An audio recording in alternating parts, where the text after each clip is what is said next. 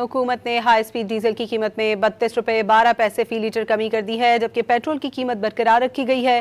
Petrol की कीमत में कमी की उम्मीद लगाए अवाम ने मायूसी का इजहार किया है। पेट्रोल बहुत महंगा है, हम तो मजदूरी से भी रह गए, मजदूर नहीं कर सकते पेट्रोल में। क्योंकि ये आम आवाम जो है पेट्रोल इस्तेमाल करते हैं, मोटरसाइकिल हो गई, गाड़ियाँ हो गई, तो इन्होंने ज़्यादा रिलीफ उनको दिया है और हमें रिलीफ कम दिया है पेट्रोल जो यूज़ करते हैं। गुजारा कर रहे हैं, वरना फिर घुमाने से तो हमारा ये बस ऐसा है कि बस इनको खड़ा कर दे तो पैदल घूमे तो वो बहुत फ़ायदा है। बहुत महंगी है, 367 रुपये लीटर है और हमें ये वारा नहीं करता। जब मैं सप्लायर हूँ और जब हम जाते हैं तो 1 लीटर भी कम नहीं होती हमारी। हम बाइकें चलाते हैं और दफ्तर भी जाते हैं।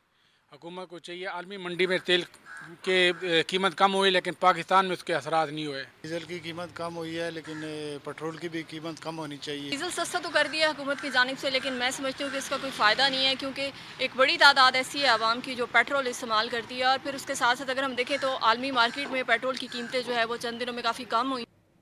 और अब मौसम का अहवाल।